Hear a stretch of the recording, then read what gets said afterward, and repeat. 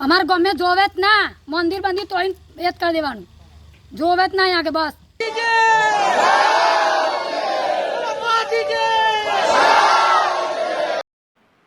આ તમે જોઈ તે ભીડ કોઈ કાયદાકીય લડત માટે ભેગી નથી થઈ, પરંતુ પોતાના જ ગામનું મંદિર તોડવાની માંગ સાથે એકઠી થઈ છે। આ ઘટના એટલા માટે ચોંકાવનારી બની છે કારણ કે એક તરફ રાજ્યમાં મંદિર તોડવાના વિરોધ થઈ રહ્યા છે, ત્યારે બીજી તરફ વડોદરાના સાવલી તાલુકાના ખોખર ગામના લોકો જ ગામના મંદિરને હટાવવાની માંગ કરી રહ્યા છે। ગામ લોકોએ મંદિરના સંત પર તાંત્રિક વિધિ, મહિલાઓ સાથે અભદ્ર વર્તન અને ગૌશાળા બાંધવાના બહાને જમીન પચાવવાના ગંભીર આક્ષેપો લગાવ્યા છે, ત્યારે બીજી તરફ સંતે ગામના કેટલાક લોકો પર અસામાજિક પ્રવૃત્તિઓ અને તોડફોડના આક્ષેપો કર્યા છે। આખરે શું છે આખો વિવાદ, આવો વિગતે વાત કરીએ આ અહેવાલમાં। નમસ્કાર, હું ચિરાગ વર્ષાબેન, આપ જોઈ રહ્યા છો સ્વમાન। ગુજરાતમાં છેલ્લા કેટલાય સમયથી બુલડોઝર કાર્યવાહી અને ધાર્મિક સ્થળોને લઈને અનેક વિવાદો સામે આવી રહ્યા છે, પરંતુ ખોખર ગામમાં જે સ્થિતિ ઊભી થઈ છે તે સમગ્ર પંથક માટે ચર્ચાનો વિષય બની ગઈ છે। મળતી માહિતી મુજબ વર્ષ 2021માં ખોખર ગામના તત્કાલીન સરપંચ દ્વારા દયાનંદ બાપુને હનુમાનજીનું મંદિર બનાવવા માટે જમીન ફાળવવામાં આવી હતી। શરૂઆતમાં મંદિરના કામની વાત હતી, પરંતુ બાદમાં ત્યાં ગૌશાળા બનાવવા માટે પણ કામગીરી શરૂ કરવામાં આવી હતી। આ દરમિયાન ગામના મંદિરમાં તોડફોડની ઘટના બની હતી, જેને લઈને દયાનંદ બાપુએ પોલીસ ફરિયાદ નોંધાવી હતી અને કહ્યું હતું કે ગામમાં દારૂનું દૂષણ વધી રહ્યું છે, જેના કારણે કેટલાક અસામાજિક તત્વો મંદિરમાં વારંવાર તોડફોડ કરે છે। સાંભળો દયાનંદ બાપુને, પછી આગળ વાત કરીએ। પંચાયતમાંથી મને 14/2/2021ના રોજ 40x50 ચોરસ મીટર જગ્યા ફાળવેલી હતી। એમાં આપણે મંદિરનું આયોજન કર્યું હતું। 6 વર્ષ પછી મને ભાવ થયો તો અમે ગૌશાળાનું આયોજન કર્યું, જે મંદિરના નિર્ભાવ ખર્ચ માટે અમે ગૌશાળાનું આયોજન કરેલું હતું। અત્યાર સુધી ગામવાળાએ કે કોઈ પણનું દાન દક્ષિણા અહીંયા કોઈ છે નહીં। એ લોકો ખાલી મારી પાસે કામ પૂરતા આવે અને પછી એ બધી વસ્તુ ખાતી નીકળી જતા હોય છે, અને વારંવાર રજૂઆત કર્યા છતાંય પણ મને આનું કોઈ સહી જવાબ આપતા નથી, અને આ રીતે હું હોઉં કે ના હોઉં ત્યારે આવીને આ રીતે નુકસાન કરે છે। અત્યારે તમે જોયું છે કે આ મંદિરની પરિસરની આજુબાજુ કેટલી જગ્યાઓ તોડી નાખેલી છે। અત્યારે આપણે ગૌશાળા, સનાતન ધર્મ પ્રમાણે આપણે ગૌશાળાનું આયોજન કર્યું હતું। આગળ પણ અગાઉ નાનું મોટું તો તણકલા છતાં જ હોય છે, છતાં પણ આની કમ્પ્લેન નથી કરી, પણ હવે આ બધું બહુ વધારે પડતું આવ્યું છે। એના માટે હું સમાજને, સાધુ સંતોને અને સર્વ ધર્મપ્રેમી જનતાને પ્રાર્થના કરું છું કે સાથ સહકાર આપે અને મને આમાંથી આગળ નીકળવાનો માર્ગ બતાવે।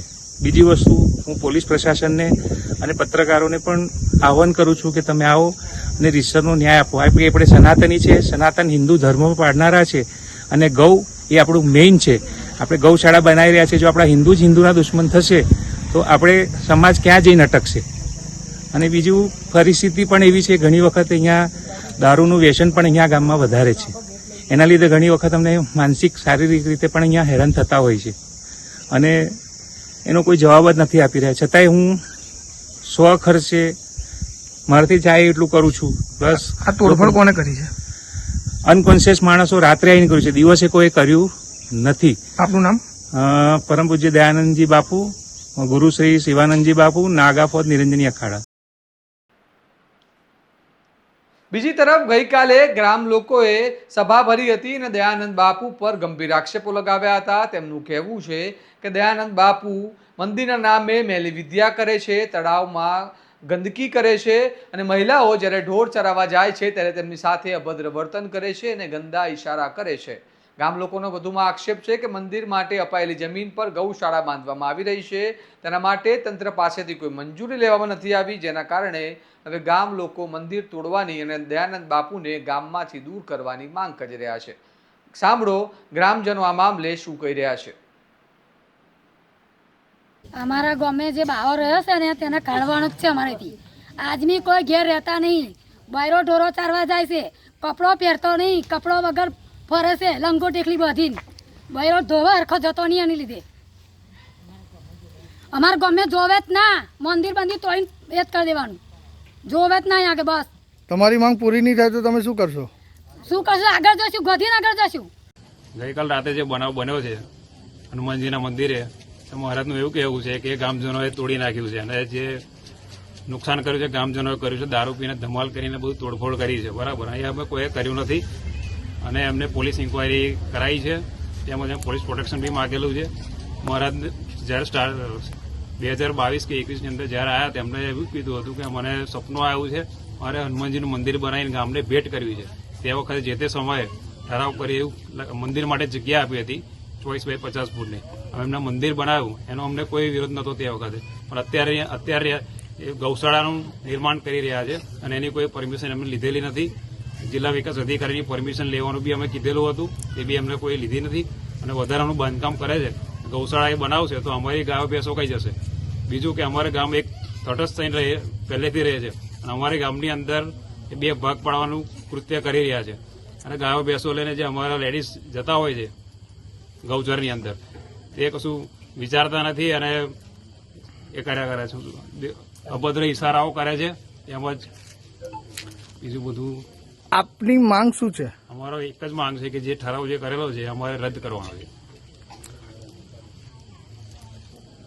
મહારાજને અહીંયાથી રવાના કરવા છે, એ જે જાય તે અમારે કોઈ લેવા દેવા નથી. તમારી સમસ્યાનું નિરાકરણ નહીં આવે તો આગામી તમે શું કરશો? અમારી સમસ્યાનું નિરાકરણ નહીં આવે તો અમે ગાંધીજીની ચાલ ઉપર અમે ઉગ્ર આંદોલન કરીશું. હાલ સમગ્ર ઘટનાએ સમગ્ર પંથકમાં ચકચાર મચાવી છે. એક તરફ દયાનંદ બાપુ અસામાજિક તત્વો પર આક્ષેપ લગાવી રહ્યા છે તો બીજી તરફ ગામ લોકો દયાનંદ સાધુ પર ગંભીર આક્ષેપો લગાવી રહ્યા છે. હાલ પોલીસે દયાનંદ બાપુની ફરિયાદના આધારે તપાસ શરૂ કરી છે, પરંતુ અહીં સૌથી મોટો સવાલ એ છે કે શું ગામ લોકો સાચા છે કે પછી કોઈ વ્યક્તિના ઈશારા પર એને લાભ પહોંચાડવા માટે આ સાધુ પર આક્ષેપો કરવામાં આવી રહ્યા છે. તમારું આ મામલે શું મંતવ્ય છે અમને કમેન્ટમાં જણાવો અને આ પ્રકારના અહેવાલો માટે તમારા સ્વમાનને લાઇક, શેર અને સબસ્ક્રાઇબ કરવાનું ભૂલતા નહીં. નમસ્કાર.